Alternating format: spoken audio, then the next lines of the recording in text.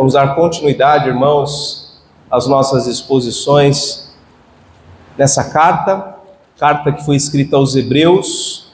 Hebreus são israelitas, que naqueles primeiros dias, naquele primeiro século da igreja, haviam se convertido ao Senhor Jesus Cristo, mas que ainda vacilavam na sua fé, estavam sendo certamente tentados a retornar às práticas e a se submeter a todo o contexto cerimonial do Antigo Testamento, que teve a sua função de apontar para Cristo. Mas uma vez Cristo chegado, uma vez que Cristo veio, todo aquele cerimonial, todos aqueles ritos, eles deveriam ser substituídos por uma fé viva, uma fé sincera e verdadeira, confiante em Jesus. Então, nós vamos tratar hoje do capítulo 7, nós trataremos de todo o capítulo, mas eu espero fazer isso de forma bem breve, de maneira que a gente não vai conseguir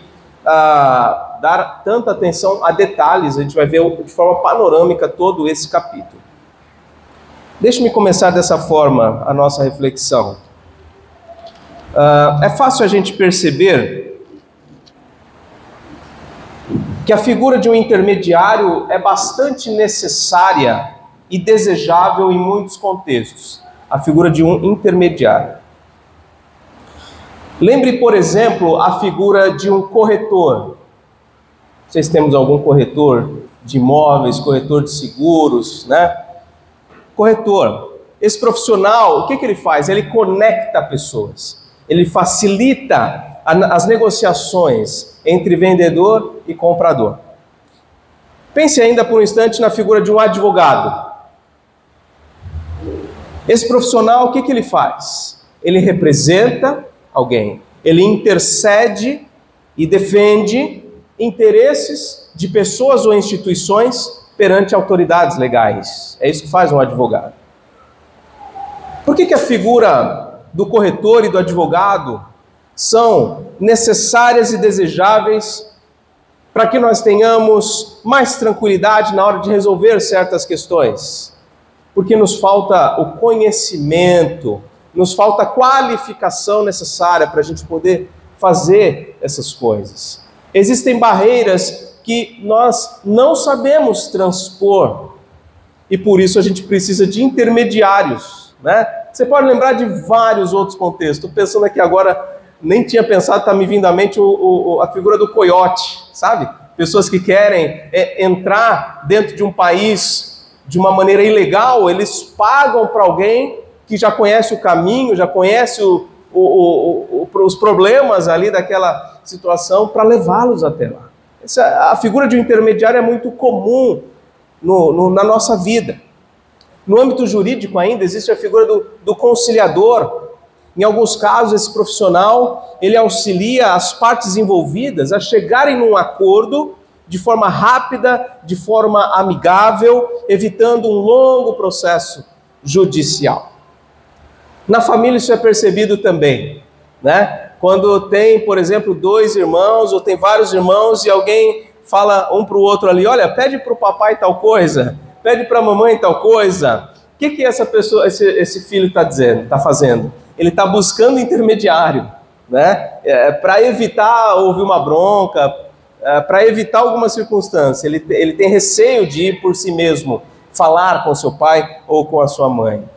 Na escola, na faculdade, na empresa, é a mesma coisa, né? Na escola, por exemplo, alguém pode... Sempre acontece isso, né? Pede para o professor adiar a prova para a semana que vem, pede para ele mudar o trabalho, que está muito difícil. Por que ele faz isso? Porque ele tem receio de ser mal visto pelo professor.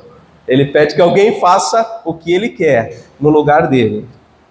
A verdade é que nós sempre recorremos a intermediários, intercessores, sempre que sentimos que nós não temos condições de resolver algum problema ou nós nos sentimos inadequados para resolver aquela situação. No âmbito religioso, em geral, desde que o mundo é mundo, desde que aconteceu a queda do homem no pecado, a figura do sacerdote é importante também. Esse sacerdote, ele representa as pessoas comuns que não têm conhecimento suficiente, nem qualificação necessária perante uma divindade. Todas as religiões têm alguma figura de um intermediário ali, né? Esse intermediário, esse sacerdote, ele sabe o que fazer e como fazer, e assim garantir que a pessoa representada possa ser aceita por aquela divindade. E no conceito bíblico, né, na Bíblia, nós estamos vendo aqui que a figura do sacerdote, ela está sempre presente também. É importante, desde o início das Escrituras, a figura do sacerdote, para que o homem seja representado diante de Deus. O sacerdote é alguém por meio de quem os adoradores se aproximam e adoram a Deus com seus sacrifícios, com as suas ofertas. No Antigo Testamento, nós vemos claramente três figuras, três ofícios. A figura do profeta, do sacerdote e do rei. Três ofícios, né? Esses três ofícios nunca foram exercidos por uma só pessoa no Antigo Testamento. Mas quando chega o Novo Testamento, Cristo, o Filho de Deus, ele é descrito como alguém que desempenha esses três ofícios de uma maneira perfeita. Deus estabeleceu no início da formação do seu povo de Israel a ordem sacerdotal levítica. Se você já leu a Bíblia, já estudou o Antigo Testamento, você sabe do que eu estou falando. Deus organizou o seu povo com essa figura do sacerdote e com uma ordem levítica que seria daqueles que serviriam ao tabernáculo e posteriormente ao templo. Dentre os levitas, os filhos de Arão eram sacerdotes. Então Deus fez isso. E aqui no texto que nós vamos ler, Hebreus capítulo 7, o autor dessa carta, ele tenta convencer os seus leitores israelitas de que Cristo é o único e perfeito sacerdote, superior em todos os aspectos ao sacerdócio levítico do passado. Tá? Essa é a tentativa, ele vai apresentar vários argumentos aqui, e é isso que nós vamos ver. Cristo é o sacerdote único e perfeito, é aquela figura superior a qualquer outra, o intermediário perfeito que intercede por nós. Ele é o nosso sacerdote, único e perfeito diante de Deus. Então a gente vai ver aqui brevemente, irmãos, de forma panorâmica, 4 aspectos do sacerdócio desempenhado por Cristo. E o primeiro deles é que o sacerdócio de Cristo não é da ordem levítica, mas é da ordem de Melquisedeque. Então abra aí a sua Bíblia em Hebreus capítulo 7. Eu vou ler com os irmãos versículos 1 a 3. Diz assim a palavra de Deus: porque este Melquisedeque, rei de Salém, sacerdote do Deus Altíssimo, ele foi ao encontro de Abraão quando este voltava da matança dos reis e o abençoou. Foi para ele que Abraão separou o dízimo de tudo. Primeiramente, o nome dele significa rei de justiça. Depois também é rei de Salém, ou seja, rei da paz. Sem pai, sem mãe, sem genealogia, ele não teve princípio de dias, nem fim de existência, mas feito semelhante ao Filho de Deus, permanece sacerdote para sempre. O autor de Hebreus, ele recorre a este argumento para mostrar a superioridade do sacerdócio de Cristo. Melquisedeque, a história dele está lá em Gênesis 14, você pode ler depois. Ele é alguém que aparece na Escritura, tem um contato com Abraão. Abraão, ele vem de uma vitória muito grande. E Melquisedeque é alguém que é descrito no texto de Gênesis 14, ele é rei e ele é sacerdote do Deus Altíssimo. Ele cumpre 2 ofícios aí. Ele é rei e ele é sacerdote. Mas peraí, a verdadeira religião não veio através de Abraão? Sim. Mas a adoração ao Deus vivo não foi circunscrita apenas a Abraão naqueles dias. A adoração ao Deus vivo também acontecia em outros contextos, e esse Melquisedeque é uma prova disso. Ele era rei de verdade, ele não é uma figura utópica, uma aparição fantasmagórica, como às vezes parece. Ele é um rei de verdade, um adorador do Deus vivo naqueles dias. Embora a Bíblia não fale muita coisa dele, nem do seu povo. Ele era sacerdote do Deus Altíssimo. Ele era rei de Salém. Provavelmente Melquisedeque, estou lembrando aqui agora, ele era rei naqueles dias na região que depois foi chamada de Jerusalém. Então Deus já fez habitar o seu nome naquela terra, naquele contexto, muito tempo antes da história da narrativa bíblica, dos dias de Abraão, né? Então, o que o autor de Hebreus está dizendo, olha, esse Jesus, ele não vem da ordem levítica. O Levi foi filho de Jacó, que foi filho de Isaac, que foi filho de Abraão. Jesus não veio dessa linhagem levítica. O seu sacerdócio é de outra ordem, é da ordem de Melquisedeque. Melquisedeque aqui é uma figura de Cristo, que apontava para Cristo. Outro aspecto do sacerdócio desempenhado por Cristo é que ele é superior ao sacerdócio levítico, como a gente vê do versículo 4 ao 10. Vejam como era grande esse a quem Abraão, o patriarca, pagou o dízimo, tirado dos melhores despojos. Ora, os que dentre os filhos de Levi recebem o sacerdócio, têm ordem, de acordo com a lei, de recolher os dízimos do povo, ou seja, dos seus irmãos, embora estes sejam descendentes de Abraão. Entretanto, aquele cuja genealogia não se inclui entre os filhos de Levi, recebeu dízimos de Abraão e abençoou aquele que havia recebido as promessas. Evidentemente, não há dúvida de que o inferior é abençoado pelo superior. Aliás, aqui os que recebem dízimos são homens mortais. Porém, ali, no caso de Cristo ou de Melquisedeque, né, o dízimo foi recebido por aquele de quem se testifica que vive. E por assim dizer, também Levi, que recebe dízimos, pagou-os na pessoa de Abraão, porque Levi, por assim dizer, já estava no corpo de seu pai Abraão, quando Melquisedeque foi ao encontro deste. Então, na imagem do israelita, nós pagamos o dízimo para os levitas porque eles são superiores a nós, eles foram reservados para o trabalho de Deus. Nós damos os dízimos a eles. Isso está na lei. Está na lei. O argumento aqui é o seguinte: Abraão deu o dízimo para Melquisedeque. Levi, como eu falei, é filho de Jacó, filho de Isaac, filho de Abraão. Abraão deu dízimo a Melquisedeque, ou seja, Melquisedeque era superior a Abraão. Abraão era profeta. E Melquisedeque naqueles dias, rei, sacerdote do Deus Altíssimo. Abraão pagou o dízimo para ele. E Cristo é da ordem de Melquisedeque. Então o sacerdócio de Cristo é superior ao levítico. Vocês estão amarrados ao sacerdócio levítico? Eles são homens falhos.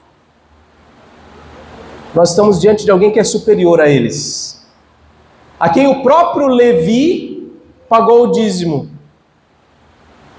Então, se o sacerdote da ordem de Melquisedeque já foi revelado, está presente, nós o conhecemos, é a ele que nós devemos nos ligar agora.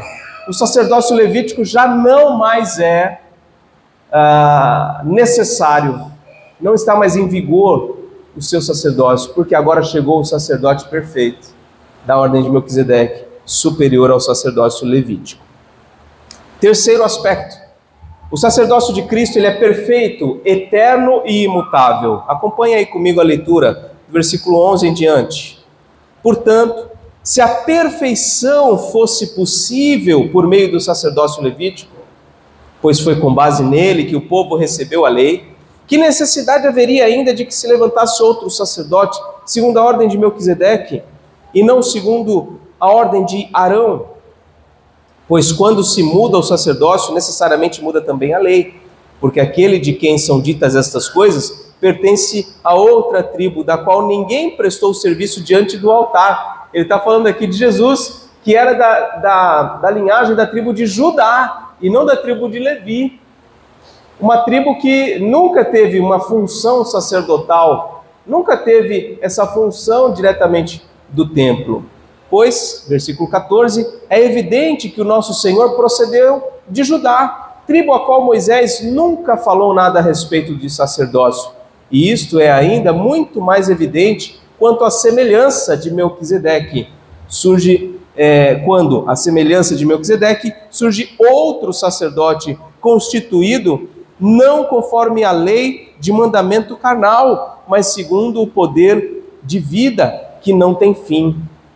Porque dele se testifica: você é sacerdote para sempre, segundo a ordem de Melquisedeque. O autor de Hebreus não está inventando nada. Ele está recorrendo a um verso do Antigo Testamento também, que prenunciou a vinda de um sacerdote, não segundo a ordem levítica, mas segundo a ordem de Melquisedeque. Está lá no Salmo 110, depois você lê o Salmo 110. É esse verso que está sendo citado aqui no versículo 17. Continuemos. Portanto, versículo 18, por um lado se revoga a ordenança anterior, por causa da sua fraqueza e inutilidade, pois a lei nunca aperfeiçoou coisa alguma, e por outro lado se introduz esperança superior, pela qual nos chegamos a Deus. Sabemos dos problemas do sacerdócio levítico? Sabemos vários, mas está agora diante de nós um sacerdote perfeito que realmente é capaz de nos aproximar de Deus. Versículo 20, e isto não se deu sem juramento, porque os outros são feitos sacerdotes sem juramento, né? No caso dos levitas, eles simplesmente são filhos de Levi, são filhos de Arão, eles são sacerdotes, por uma questão da ordenança de Deus, não há juramento em relação a isso. Mas, versículo 21, este, Jesus Cristo, foi sacerdote com juramento por aquele que disse: o Senhor jurou e não se arrependerá, você é sacerdote para sempre, para sempre. Isso está lá também no Salmo 110. Por isso mesmo, versículo 22, Jesus se tornou fiador de superior aliança. Ora, os outros são feitos sacerdotes em maior número. Imagina a família de Abraão ao longo de séculos, quantas pessoas, quantos homens foram sacerdotes? Porque a morte os impede de continuar. Jesus, versículo 24, no entanto, porque continua para sempre, tem o seu sacerdócio imutável. Por isso também pode salvar totalmente os que por ele se aproximam de Deus, vivendo sempre para interceder por eles. Então, o sacerdócio de Cristo, diferentemente do sacerdócio levítico, ele é perfeito. Não tem mancha, não tem problemas morais. Lembra dos filhos de Eli e outros mais? Não tem problemas morais. Ele é eterno, porque ele vive para sempre. Ele não foi vencido pela morte. Ele é imutável, não muda. Não muda. Então, essas qualificações, essas características demonstram a superioridade do sacerdócio de Cristo. E por fim, o sacerdócio desempenhado por Cristo é tudo o que necessitamos, meus irmãos. É isso que o autor de Hebreus vai dizer do versículo 26 ao 28. Tudo o que nós mais necessitávamos como seres humanos era disso, de um sacerdote, de um intermediário, de um intercessor perfeito, da qualidade do nosso Senhor Jesus Cristo. Veja comigo o versículo 26, porque nos convinha um sacerdote como este, santo, inculpável, sem mácula, separado dos pecadores e exaltado acima dos céus, que não tem necessidade, como os outros sumos sacerdotes, de oferecer todos os dias,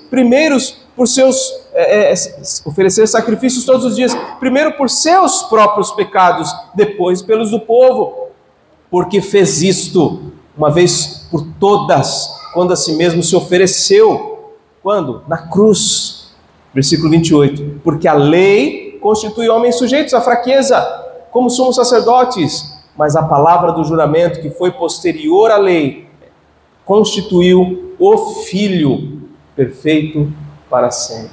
Nos convinha, era necessário, fundamental para nós termos alguém como Cristo, que pudesse exercer esse papel intermediário entre nós e Deus de maneira perfeita. Concluindo, meus irmãos, a condição do homem diante de Deus é muito complicada. O pecado criou uma barreira entre o homem e o seu Criador. Esta é uma barreira intransponível para nós. Nos falta tudo para a gente chegar até Deus. Mas Deus, por sua grandiosa graça, por seu amor, fez o seu Filho entrar na história, tomar sobre si os nossos pecados e pagar definitivamente a nossa dívida, criando assim uma ponte. Criando assim uma ponte com o seu próprio sangue entre nós e o nosso Criador. Não há outro caminho, meus irmãos, de nos achegarmos a Deus. Não há atalhos. Jesus é o caminho, a verdade e a vida. Ninguém vai ao Pai senão por meio dele. Todos os que buscam a Deus por meio dele acham. Todos que clamam por misericórdia por meio dele encontram. Ele é o advogado que intercede por nós. Cristo é o ministro da nova aliança. Ele serve uma mesa diante de nós, como fez Melquisedeque a Abraão. O que Melquisedeque ofereceu a Abraão? Pão e vinho. Leia lá em Gênesis 14. Da mesma forma, Jesus, o Filho de Deus, sacerdote segundo a ordem de Melquisedeque, ele nos oferece pão e vinho. Nós estamos diante da mesa do Senhor. Cristo é o ministro dessa nova aliança.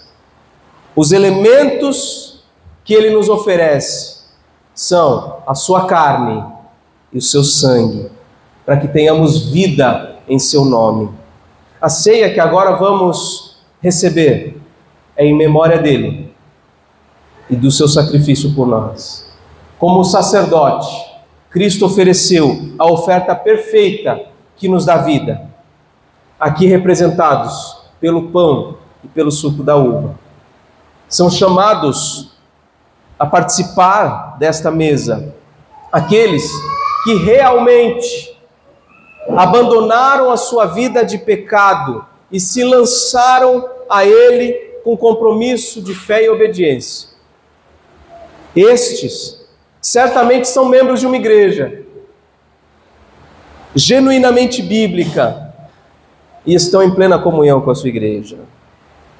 Então, meus irmãos, em vista dessa misericórdia de Deus sem tamanho, ofereçamos nossos corpos como sacrifício vivo, santo e agradável a Deus, porque este é o culto racional.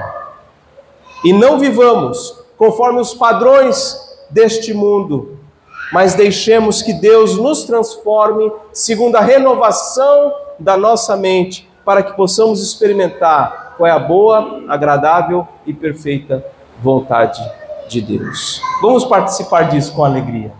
Nos é oferecido aqui agora o Cristo morto na cruz e ressuscitado. Convido os presbíteros a virem à frente.